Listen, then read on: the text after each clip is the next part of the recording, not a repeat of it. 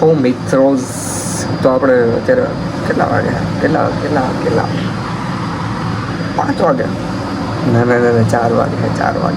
તો 4 વાગે આપણે બ્લોગ ચાલુ કરીએ છીએ. જો સીસીટીવી ત્યાંથી બેઠો ને બધાને જોઈ રાખું જાય છે.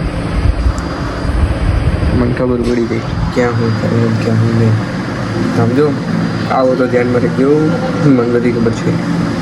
તો આપણે કરીએ છીએ કામ. અને હું તમને યાર હું બહુ વ્યસ્ત એટલે મારી પાસે ટાઈમ જ નથી કે હું બ્લોગ શૂટ કરું. પણ કરી લઈએ ચેલેન્જ છે એટલે બને એટલું કંઈક કેપ્ચર કરી લઈએ.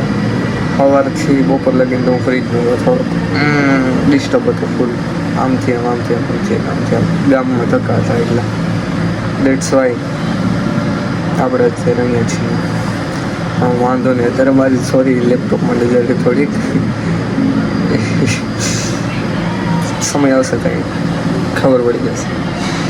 બાકી આગળ મળીએ. હજી તો આપણી પાસે ઘણા દી છે, મારા માટે પણ છે, તમારા માટે પણ છે. સાથે રહીએ, સાથે જોઈએ શું થશે. 3 વર્ષ પછી આપણે નીકળીએ છીએ ગામમાં જવા માટે. અને એ આપણે કિસ્સતમાં એની અમારી જૂની ગાડી છે. તમને કહી દઉં, એકચ્યુઅલી અમે તમને એકવાર કીધું હતું, પાછું કહી દઉં કે આપણી જૂની ગાડી છે મિત્રો.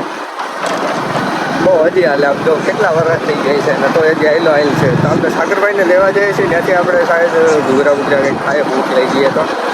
અને કેટલા દિવસથી ભેડા નથી એમને તો મળી લે ઘૂઘરાવાળા ભાઈને. તો હાલો જઈએ. પહોંચી ગયા છીએ આપણે જાજીદભાઈના ઘૂઘરા સ્ટેશને. કદના એ કોઈ જવાબ જ નથી મોબાઈલમાં.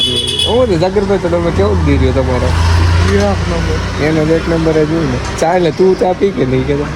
અચ્છા નહીં, ચા નહીં ડાઇટિંગ ઉપર ના એ જોઈને કોઈ જોઈ જાય ને ઘૂઘરા સ્ટેશને તો કાલે જીમમાં એને વારો ચડી જાય. વર્ષો પછી હું આવ્યો છું ઓઠે અને જોઈ લો નજારો. આજે પીયું ભાઈ પોતે ઓલા થેનો સેમ ચપટી વગાડતી ને એમાં હું ધૂળ બની હા અમદાવાદ ઉડી હતી ધૂળ. પછી હવે અમદાવાદ ઉડી હતી ધૂળ. પાછી નથી ગારો થઈને આવતી રહી. રબડીયો ગારો જોયું. પાછું ડૂમ્સડે આવે છે ને ગાઈસ. શું છે? ડૂમ્સડે આવે ને ગાઈસ. અચ્છા ઓકે. એટલે હવે ઓલો ડોક્ટર ડૂમ પાછું કઈક કરવાનું છે ને. આ ડગો વાળા હે. આ રેવા દયો કઈ. હવે હું કર્યું પછી કેવું શબ્દો નથી બધા હીરો શબ્દો. હારી જાય ને અવેન્જર્સ માં તો એ ધૂળ જ રહે. નહીં અહીંયા ધૂળ જ રહે. હું કરી લીધું. જ્યારે બધા હીરો હારી જાય ને અવેન્જર્સ માં ડોક્ટર ડૂમ થી, ત્યારે આપણો ઇન્ડિયાનો એક સુપર હીરો આવી છે મોદી. નહીં ના વતનમ મોદી. અચ્છા ઓલું કરવાનું લાગે. ડેબ્યુ કરવાનું લાગે. અહીંયા આવવાનું હે